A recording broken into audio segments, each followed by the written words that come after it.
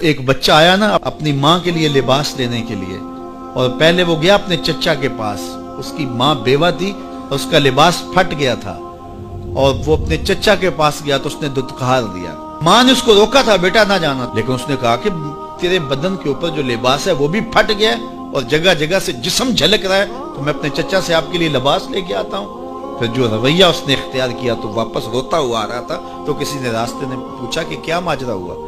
اس نے کہا چچا کے پاس گیا تھا ماں کے لیے لباس لینے، اس نے تو لا کے بھیج دیا۔ اللہ اکبر۔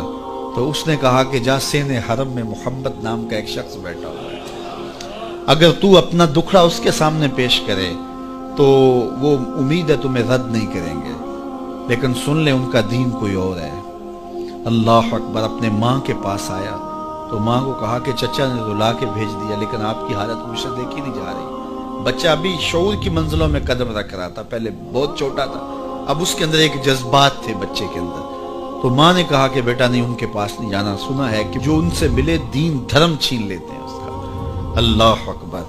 تو حضور علیہ الصلوۃ والسلام کے پاس جانے سے ماں روکنے لگی، لیکن بچے نے کہا کہ امی میں پکا رہوں گا، بتوں کا وفادار رہوں گا، تم اس ٹینشن کو، اس پریشانی کو چھوڑ دو۔ اور حضور کی خدمت میں حاضر ہوا۔ حضور صحن حرم میں چادر اوڑے بیٹھے ہوئے تھے، اور جا کے کہنے لگا میں پہلے بات آپ سے کر لیتا ہوں، آپ کا دین میں نے قبول نہیں کرنا۔ حضور مسکرا کے بولے بیٹا بتاؤ کس لیے آئے ہو؟ کہا میری ماں بے لباس ہے، میں آپ سے لباس لینے آیا ہوں۔ حضور نے چادر رحمت اتار کے اس کے کندھوں پہ ڈالی۔ اللہ اکبر۔ وہ واپس آ گیا اور ماں پر حضور کی چادر اڑائی۔ اللہ اکبر۔ اور ماں نے کہا کہ بیٹے اس نے اپنا دین تو نہیں تجھے دیا؟ کہا نہ، میں نے پہلے کہہ دیا تھا تیرے دین نہیں مانوں گا۔ ماں کہنے لگی پتر اس کا دین ماننا چاہیے، یہ جس نے رحمت کی چادر ہمارے سر پہ تار دی۔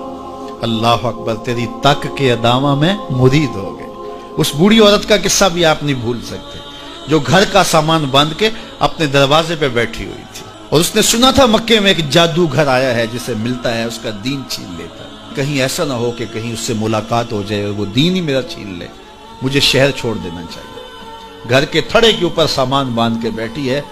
حضور بھی گزرے، اس نے دیکھا تو کہا بھتیجے یہ سامان میرے سر پہ رکھ دے۔ حضور نے سامان اٹھایا، دیکھا تو بوجھل تھا، وزنی تھا، اور بڑھیا کو دیکھا تو کمزور تھی۔ تو کہا کہ بڑھیا اگر چاہو تو جہاں چاہتی ہو، میں خود نہ چھوڑا۔ اس نے کہا اس سے بڑی مہربانی کیا ہوگی؟ حضور نے سامان اٹھایا ہوا ہے اور بڑھیا سے باتیں بھی کرتے جا رہے ہیں۔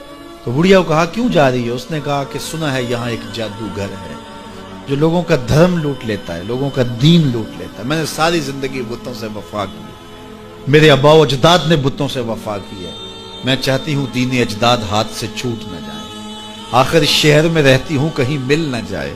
خیر حضور نے کچھ نہیں کہا، اس کا سامان نہیں پھینک دیا کہ ٹھیک ہے تم پھر جاؤ۔ سامان اس کا اٹھایا اور جہاں تک اس نے جانا تھا سامان پہنچایا، سامان سپرد کر کے واپس پلٹنے لگے۔